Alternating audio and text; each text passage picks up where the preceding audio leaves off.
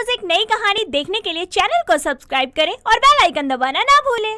पुनीत एक तरफ जहां अपनी बेरोजगारी से परेशान था, वहीं दूसरी तरफ अपनी दोनों बीवियों, पहली बीवी नेहा और दूसरी बीवी मीरा के रोज रोज के कलेश और तानों से परेशान था।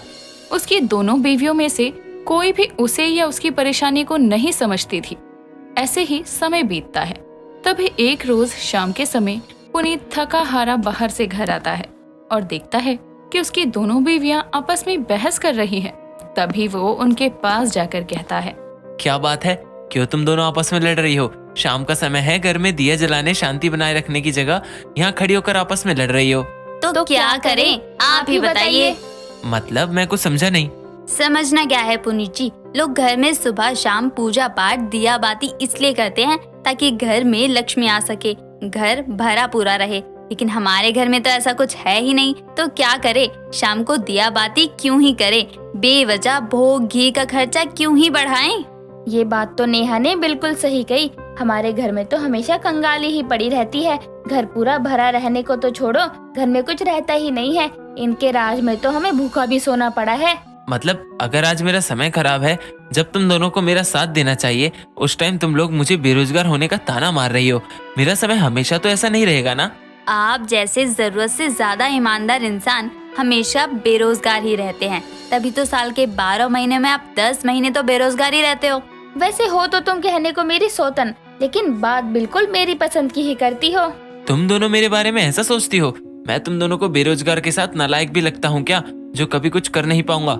हाँ, मुझे लोगों से धोखेबाजी करना नहीं आता, तो क्या करूँ? तब आप ऐसे ही बेरोजगार बनकर ही घूमिए। हाँ, हमें यही लगता है कि आप कुछ नहीं कर सकते। आप सच बोलने से किसी को नहीं रोक सकते हैं, और ये बात केवल हम नहीं, हमारे सारे रिश्तेदार भी यही कहते हैं। अपनी दोनों बीवियों की बात सुनकर पुनीत को बहुत दुख होता है और वो गुस्से में अपने कमरे में चला जाता है। ऐसे ही समय गुजरता है और पुनीत नौकरी ढूंढने की बहुत कोशिश करता है, लेकिन जल्दी जल्दी जॉब छोड़ने की वजह से उसे कोई जॉब नहीं देता। समय के साथ साथ उसकी परेशानियां बढ़ने लगती है। कर्जदार उसके घर आने शुरू हो जाते हैं। तभी एक रोज सुबह के समय पुनीत हॉल में बैठा चाय पी रहा था। तभी उसकी पड़ोसन कमला गुस्से में वहां आकर पुनीत से कहती है, पुनीत बेटा, आज मैं सुबह सुबह इसलिए तुम्हारे घर आई हूँ ताकि तुमसे मिल सकूं, वरना रोज तो तुम सुबह सुबह निकल जाते हो और शाम को देर से आते हो। आंटी जी, क्या बात है, आप इतने गुस्से में क्यों लग रही हैं? आपको मुझसे कुछ काम था क्या? काम नहीं, शिकायत करने आई हूँ तुमसे तुम्हारी बीवी की, और तुम्हें समझाना है कि आज के टाइम में लोगों से एक बीवी का खर्चा तो पूरा होता नहीं है। तुम्हें कौन सा शौक लग रहा है तो तुमने एक नहीं 2 बीवी ले आए हो, वो भी ऐसी, अपने ऊपर ना सही लेकिन अपनी बेरोजगारी पर तो तरस खा लेते। आंटी जी, आप ऐसे क्यों कह रही हैं? और रही बात शादी की, तो ये यही समझ लीजिए कि किस्मत में जो लिखा होता है वो होकर ही रहता है, उसे कोई नहीं रोक सकता। फिर भी बेटा, एक भी बीवी तेरे लायक नहीं मिली तुझे, जो तुझे समझे। लेकिन मुझे क्या करना, तेरी लाइफ है, तू जाने। तुझे एक के साथ निभाना है या 4 के साथ निभाना है, बुरा मत मानना, लेकिन तेरी दोनों बीवी में से कोई भी निभाने वाली नहीं है। अपनी पड़ोसन कमला और अपने पति की सारी बातें उनसे कुछ दूर खड़ी पुनीत की पत्नी नेहा और मीरा सुन रही थी, जिसे सुनकर उनको बहुत चिढ़ होती है और वो गुस्से में उनके पास आकर कहती हैं, आंटी जी, हमारे ही पति से हमारी बुराई करना आपको शोभा नहीं देता, और आप होती कौन है हमारे पति से हमारी बुराई करने वाली? पड़ोसन है, पड़ोसन की तरह रहिए, ज्यादा किसी की पर्सनल लाइफ में घुसने की कोशिश मत कीजिए।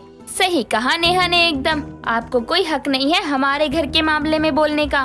ये देखो, उल्टा चोर कोतवाल को डांटे। अरे काहे की पर्सनल लाइफ?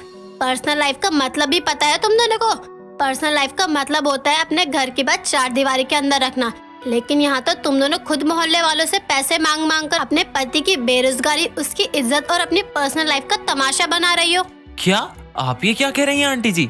हाँ बेटा, सही कह रही हूँ। तुम्हारी बेरोजगारी की बात इन्होंने ही पूरे मोहल्ले में फैलाई है। आंटी जी, आप बहुत ज्यादा ही बोल रही हैं। आप बड़ी हैं, हम आपका लिहाज कर रहे हैं, इसका मतलब ये नहीं कि आप कुछ भी बोलती जाएंगी। सही बात है, हम लोग आपकी बकवास बातें क्यों सुने? आप कौन सा हमारी सगी लग रही हैं?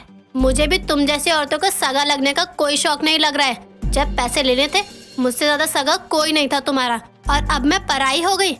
अच्छी बात है, मुझे अभी के अभी मेरे पूरे 5,000 रुपए वापस करो, तभी मैं यहाँ से वापस जाऊंगी। क्या 5,000? हाँ बेटा, तेरी दोनों बीवियों ने मिलकर मुझसे 5,000 रुपए उधार लिए थे, ये बोलकर कि कुछ दिनों में लौटा दूंगी, और आज महीना बीत गया है उस बात को। मैंने न जाने कितनी बार इनसे पैसे मांगे, लेकिन ये दोनों मेरे पैसे देने का नाम ही नहीं ले रही है। ऊपर से कल मैंने इन दोनों को और पड़ोसियों से भी पैसे मांगते हुए देखा, इसलिए तुमसे मिलने आई हूँ ताकि तुम्हें बता सकूं तुम्हारी दोनों बीवियां कैसे अपने बेरोजगार पति का तमाशा बना रही हैं। आंटी जी, मुझे इन सब के बारे में कुछ भी नहीं पता, मुझे माफ कर दीजिए। अपनी बीवियों की तरफ से मैं आपसे माफी मांगता हूँ दिल से। और जैसे आपने इतने दिन सब्र रखा, वैसे कुछ दिन और रख लीजिए। मैं कैसे भी करके कुछ दिनों में ही आपके पैसे आपको लौटा दूंगा, वादा करता हूँ मैं। ठीक है बेटा, वैसे मुझे तेरी बीवियों पर जरा भी यकीन नहीं है, लेकिन अगर तू बोलता है तो मैं मान लेती हूँ। जैसे इतने दिन रुक गई हूँ, कुछ दिन और सही। कमला इतना कहकर वहाँ से चली जाती है। ऐसे ही समय बीतता है। समय के साथ पुनीत की परेशानियां बढ़ रही थी। उसे कहीं कोई आस नजर नहीं आती। इन सभी बातों से निराश होकर एक रोज रात के समय वो अपने घर के बाहर पार्क में सर झुकाकर बैठा था। तभी उसका दोस्त धीरज वहाँ आता है और उसके कंधे पर हाथ रख कर कहता है, मेरा दोस्त इतनी जल्दी हार गया। भाई तू कब आया और कैसा है तू? भाई मैं ठीक हूँ, अभी थोड़ी देर पहले जयपुर से आया हूँ। तभी माँ ने तेरे बारे में बताया, जिसे सुनने के बाद मुझे पता था कि तू मुझे यहीं मिलेगा। और देख, मेरा अंदाजा बिल्कुल सही निकला, तू मुझे यहीं मिला। भाई तू मेरा दोस्त है, तुझसे कुछ नहीं छुपा है। घर जाकर करूं भी क्या? मेरी बीवियों को मेरी नहीं, अपने शौक पैसों से मतलब है। उसके लिए उनको अगर मेरी इंसल्ट भी करनी पड़े तो वो पीछे नहीं हटेंगी। मेरी लाइफ में कोई नहीं है जो मेरा साथ दे सके। भाई मुझे ये नहीं समझ में आता कि तुझ जैसे टैलेंटेड इंसान को जॉब के लिए भटकने की क्या जरूरत है। कॉलेज टाइम में तो तू सबसे तेज था पढ़ाई में, तो जब तक तुझे तेरे अकॉर्डिंग कोई जॉब नहीं मिल रही है तब तक तू कोई अच्छी कोचिंग ज्वाइन क्यों नहीं कर लेता? कम से कम तेरे माथे से ये बेरोजगारी का टैग तो हटेगा।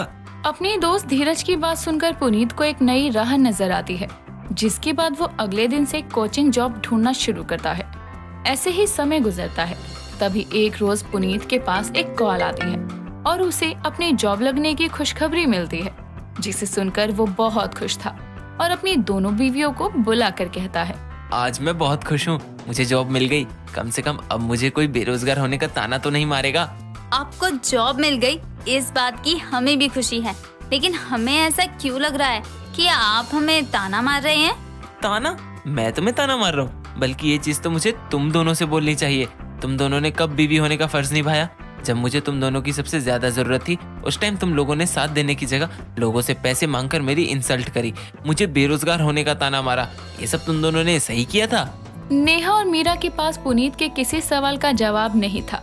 उसकी बातें सुनकर दोनों को अपनी गलती का एहसास होता है, जिसके बाद दोनों उससे अपनी गलती की माफी मांगती हैं और आगे कभी कोई ऐसी गलती ना करने का वादा करती हैं। दोस्तों, अगर आपको ये कहानी पसंद आई तो इसे लाइक करें, शेयर करें और कमेंट करके बताएं कि कहानी में आपको सबसे अच्छा क्या लगा।